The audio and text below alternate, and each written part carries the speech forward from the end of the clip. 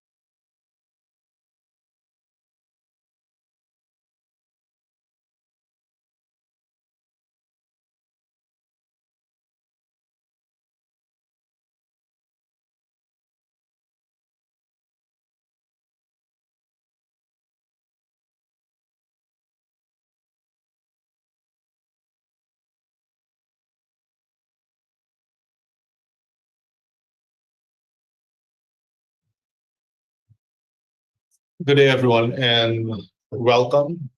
Today, I will be talking to you about the top 20 mistakes that business owners make, and not just in Guyana, but also across the world.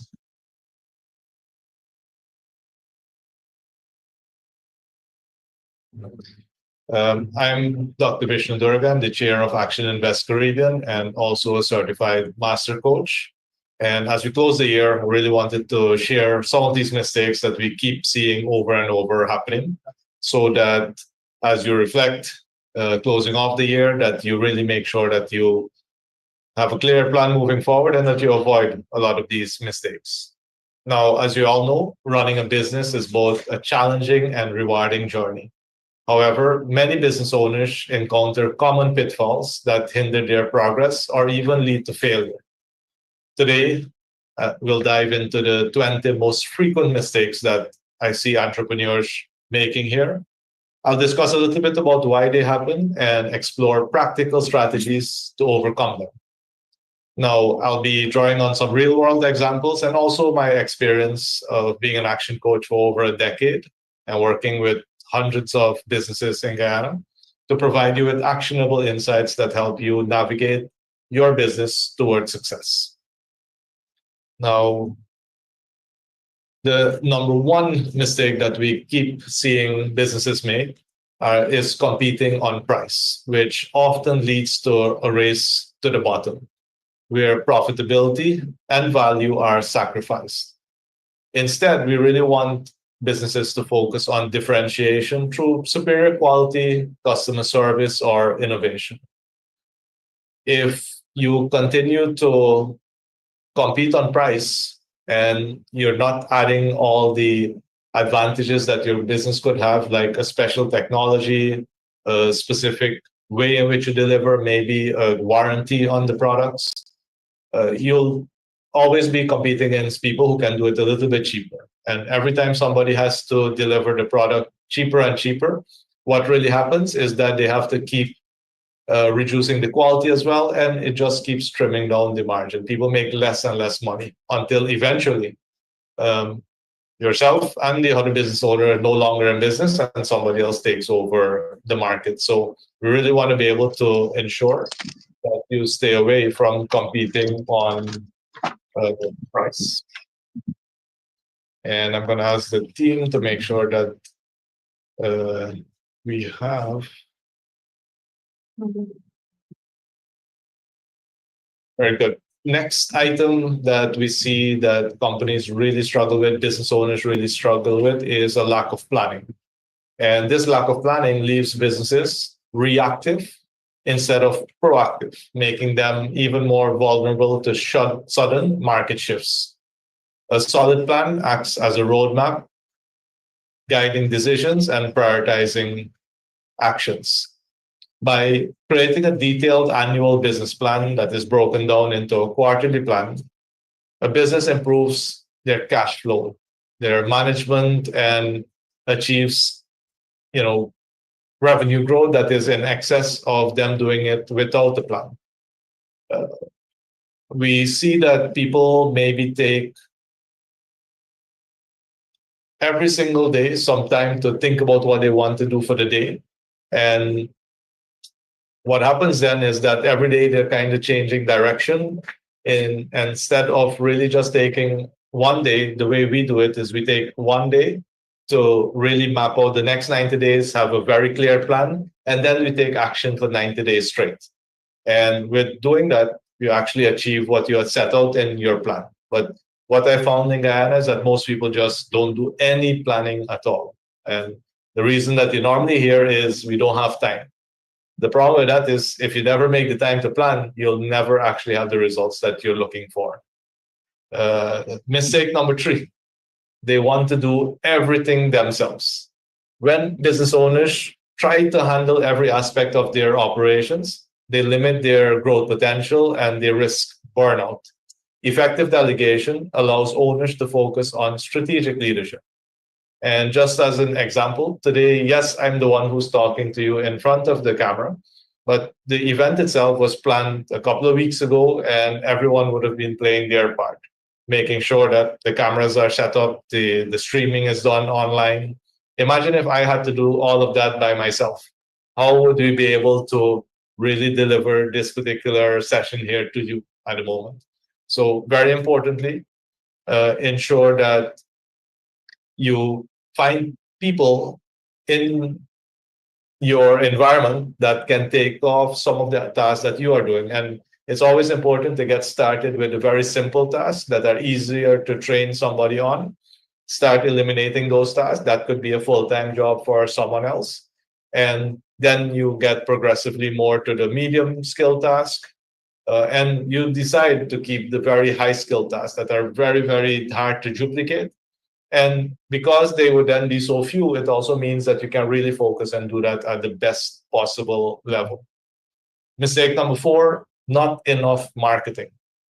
Inconsistent or inadequate marketing makes it difficult for businesses to maintain visibility and attract customers. Regular targeted efforts are necessary to build and sustain momentum. As an example, one of our clients saw a 40% increase in website traffic after committing to a weekly email campaign and social media content schedule. I'm also going to remind you that most people see marketing as an expense. They see any type of investments in television, radio, directories, LED screens as expenses.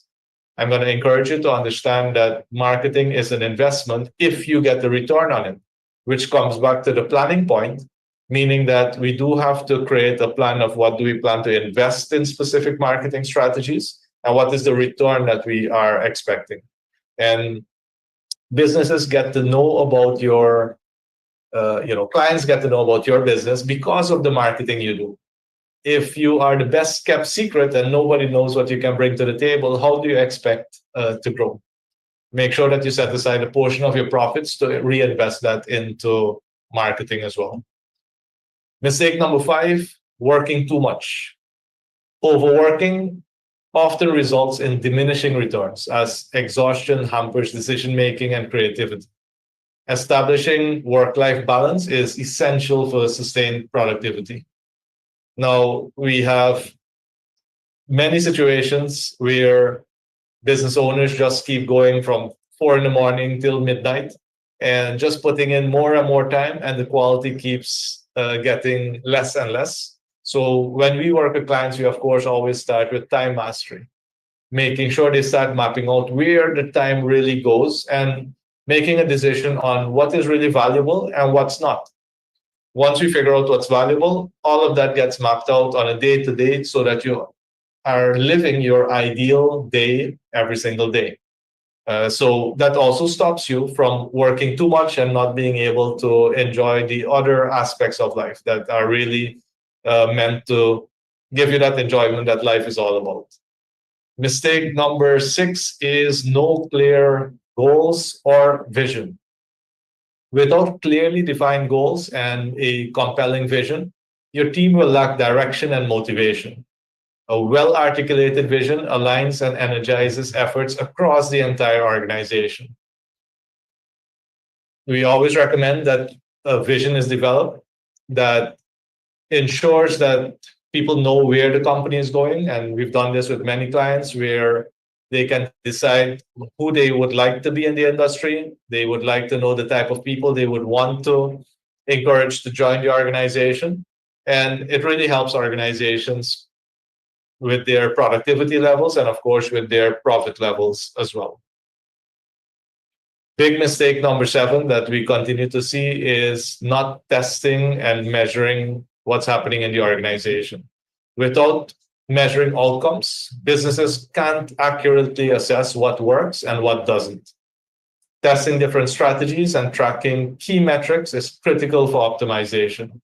One of our retail clients increased their conversion rate by 20% by A/B testing product descriptions. And if you're not familiar with what A/B testing means, let's say you have a retail store and you want to put a tag on a product.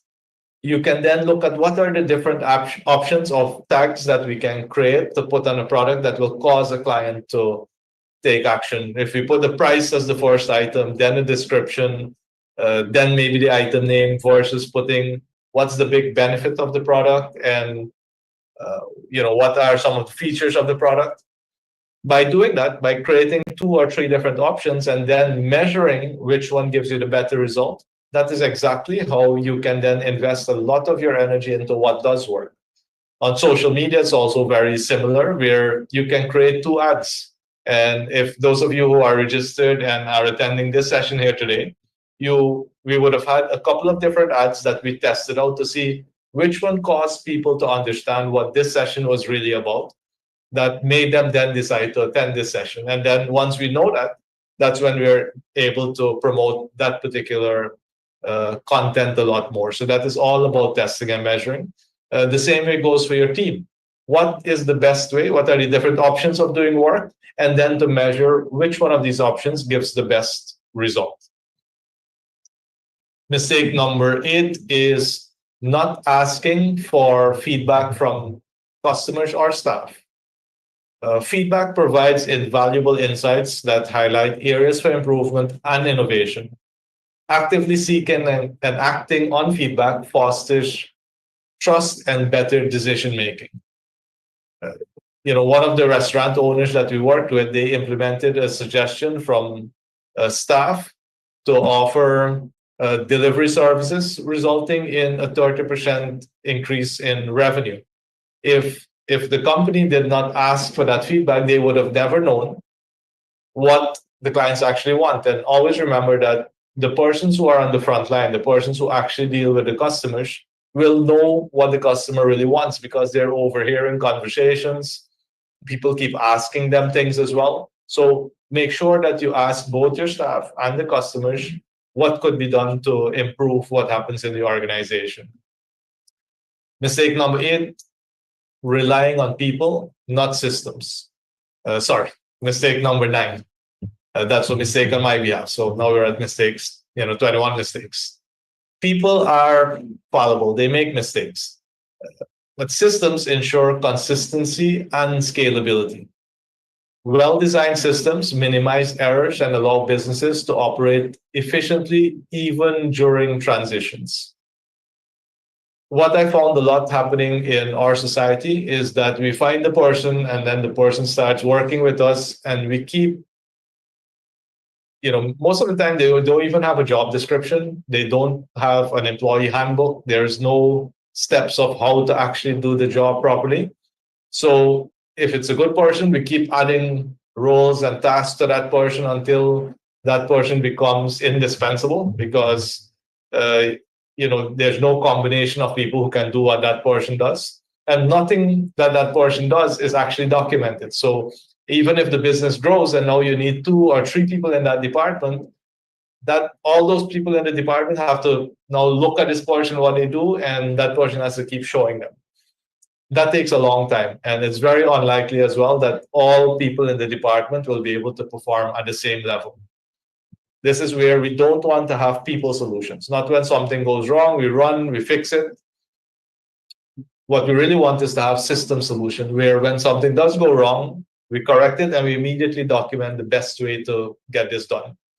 And again, this is one of the key ways in which organizations move really, really quickly. And if you think about fast food outlets, especially the international franchise ones, every single thing of how to run that business is documented so that you can take a person with secondary school education, they can follow the 10 steps of how to do their job, and they can get a consistent result every single time. Mistake number 10, no real strategy. A strategy connects the big picture to daily operations, ensuring that every action contributes to long-term goals. Without it, businesses lack focus and are easily sidetracked.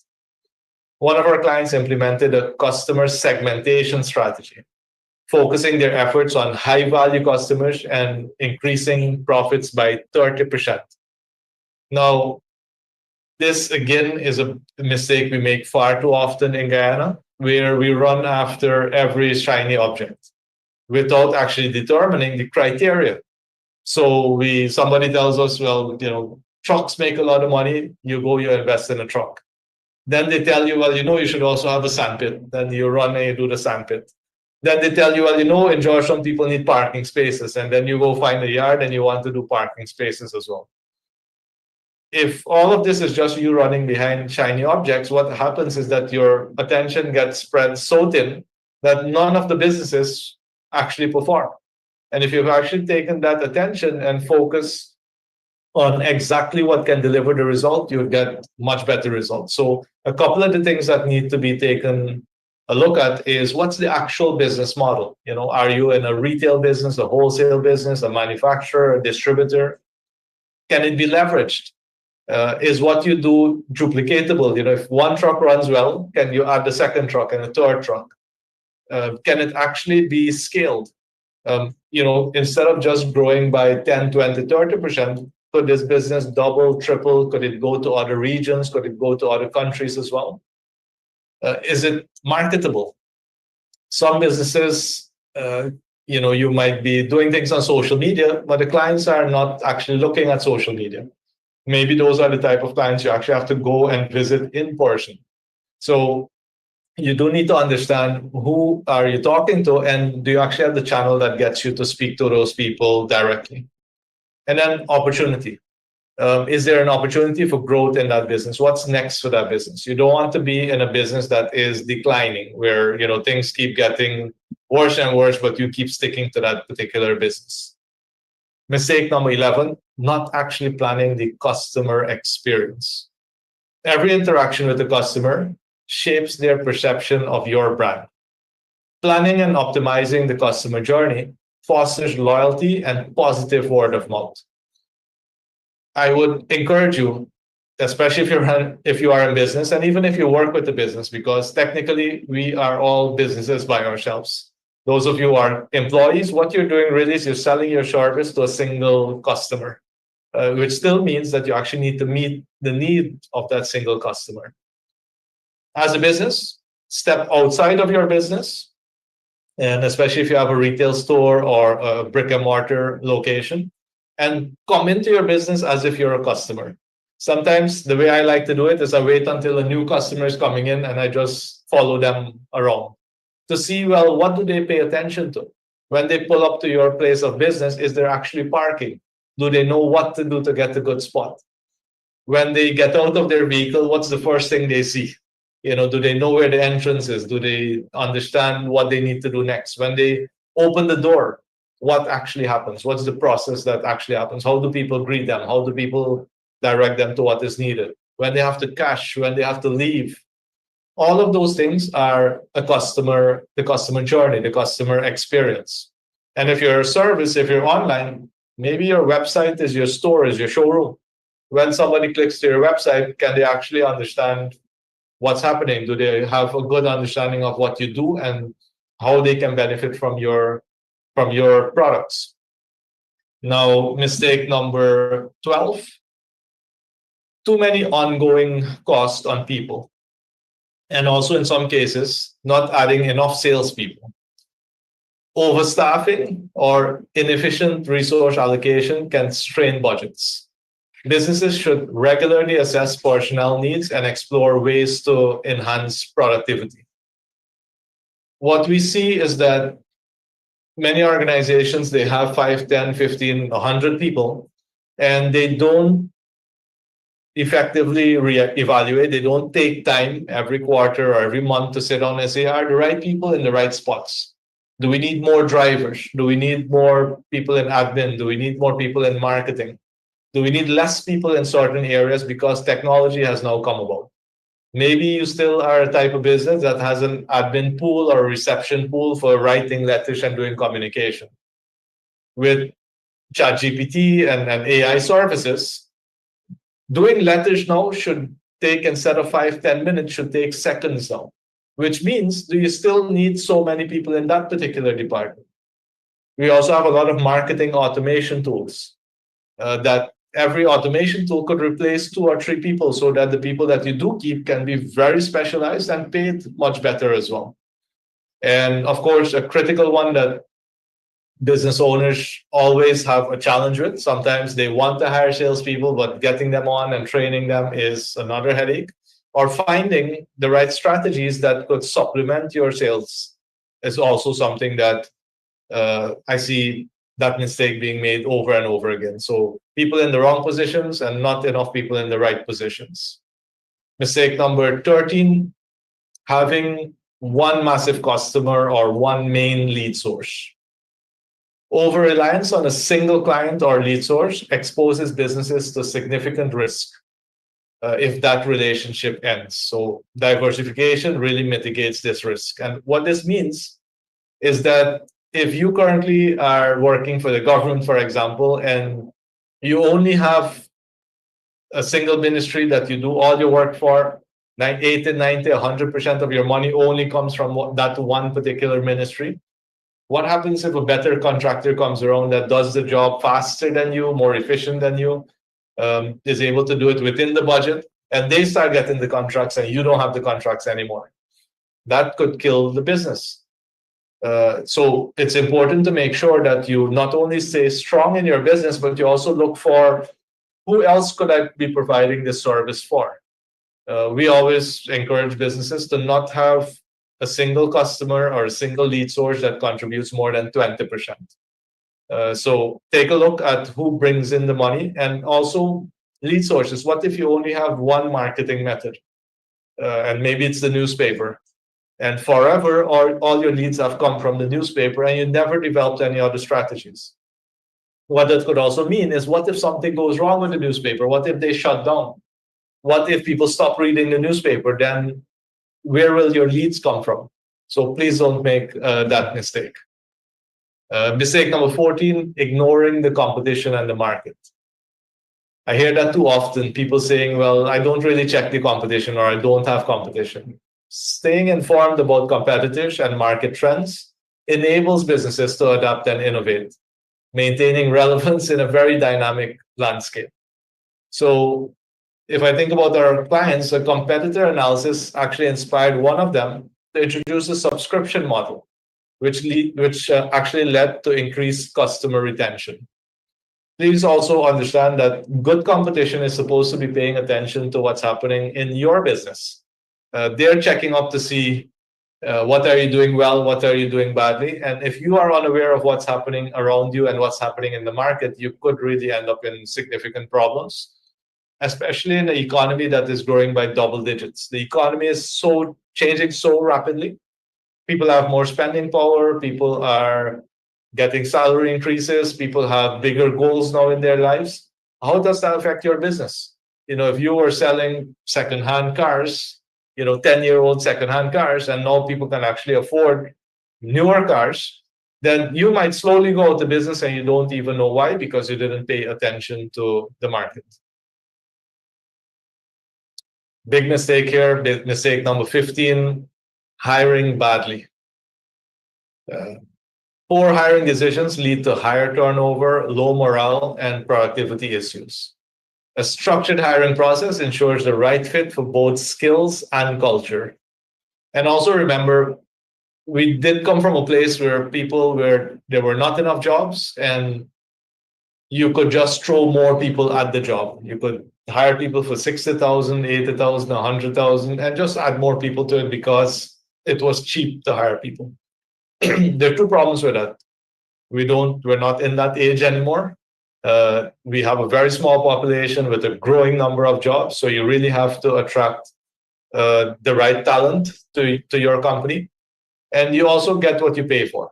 So if you're still paying in the 50 to 100,000 to 200,000 range, you can, pay peanuts and get monkeys, meaning that that's all they can do. They are not at the skill level to actually deliver what you want as a company.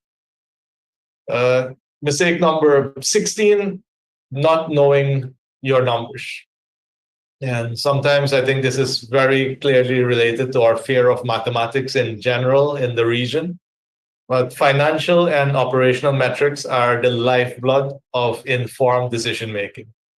Without them, businesses operate in the dark. Imagine you driving a vehicle and the dashboard is completely blank. That is what some businesses that I've seen run their businesses like. They have no clue of what the revenue is, no clue of what the margins are. They don't know what their employee engagement scores are. They don't know what their customer satisfaction rates are. They don't have a budget set aside for research and development or for marketing. They're not measuring any of it.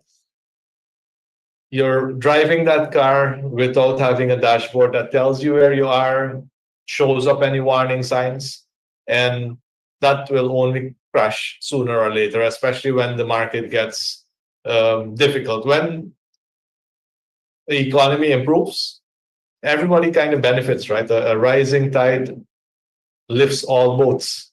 The problem is when the tide goes out, then you start seeing who's actually swimming with their pants off. That's when it gets really, really interesting.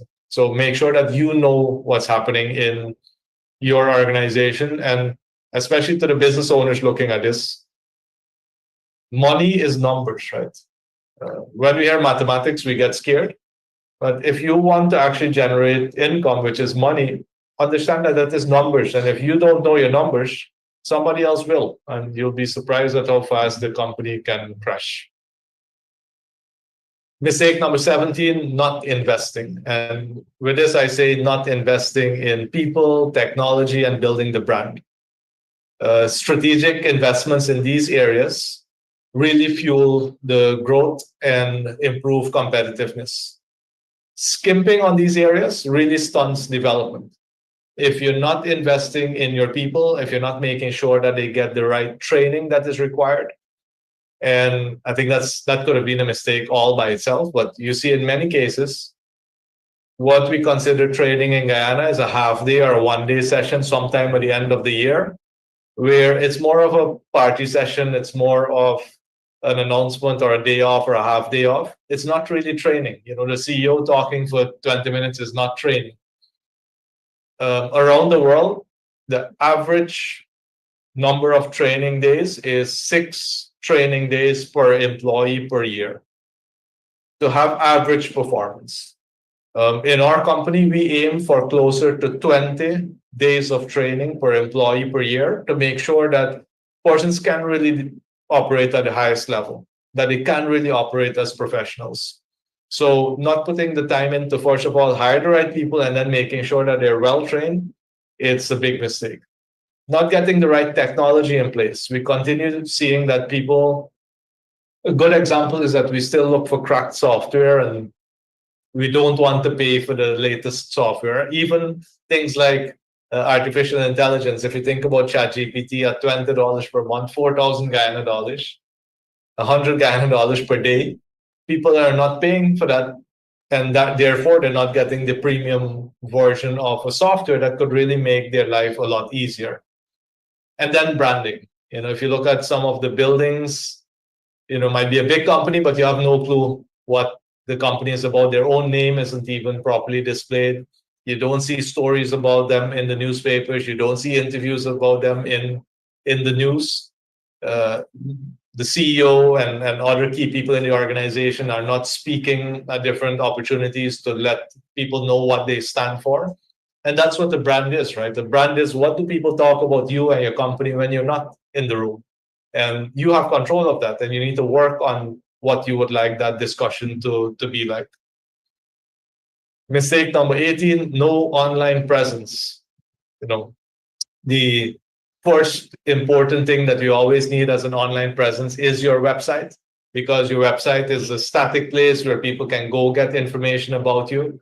Uh, Assuming that people want to you want to get nominated for an award, how are the judges going to know what your company really does if there's no central place where they can get all of this information from?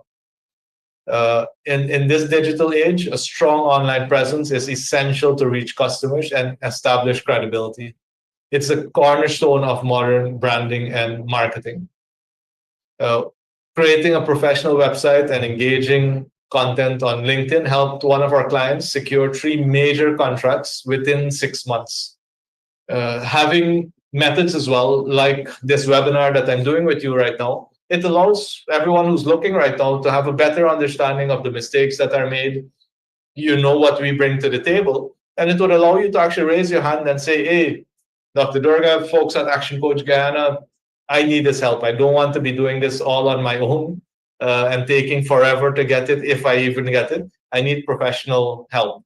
And again, that is exactly what mistake number 19 is: not getting professional help or advice. Expert advice accelerates your growth, it prevents costly mistakes. Coaches, mentors, consultants provide the clarity and accountability needed to succeed. Just yesterday, I saw a post online of someone saying that they need a mentor. And it's very interesting to me because people say they want something. It's like me saying I want a car and I don't want to invest in the down payment or paying for the car. Or me saying I want to have a wedding and not putting aside the money to actually have the wedding. Me saying I want to have a business and not actually making the investment to have a proper business.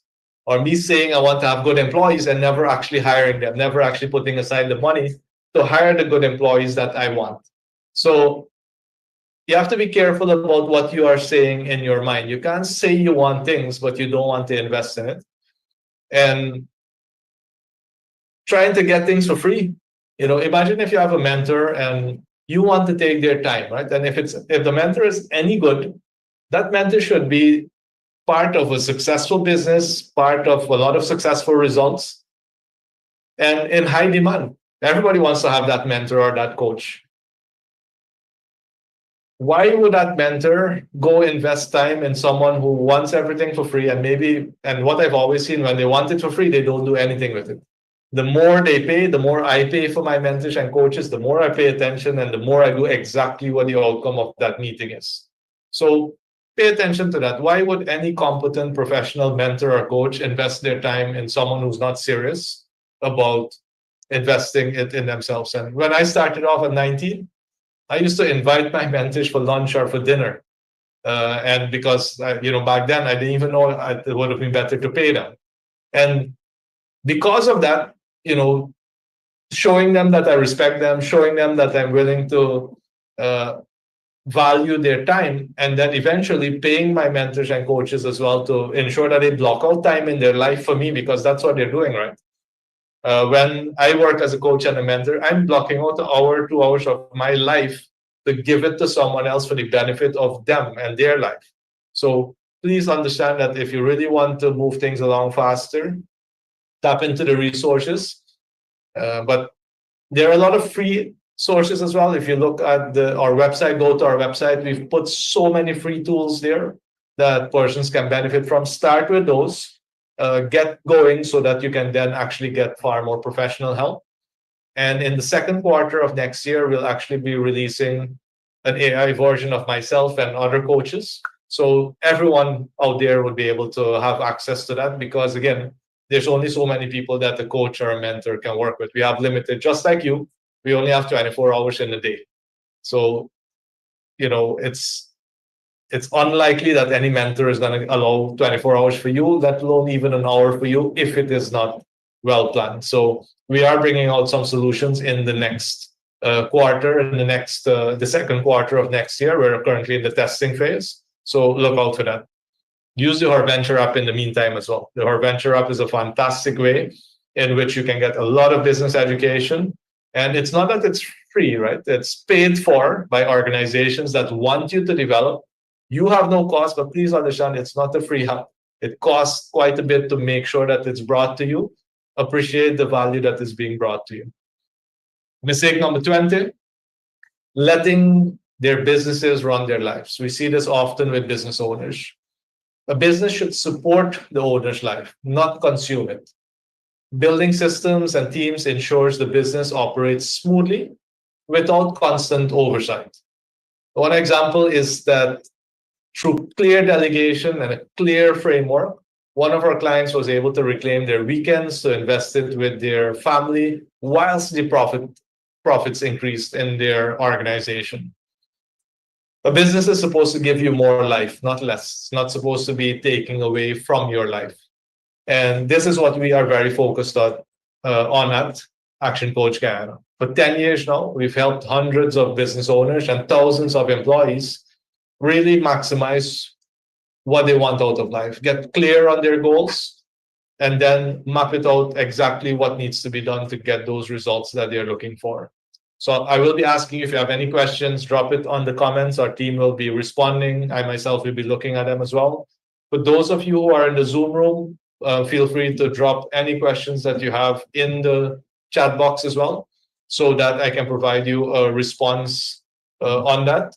And what we will be doing, everything that I just presented to you, these top 20 mistakes that we've seen business owners make in Guyana and across the world, we have this available in an ebook as well. So drop a message below the video, wherever you're seeing this video right now.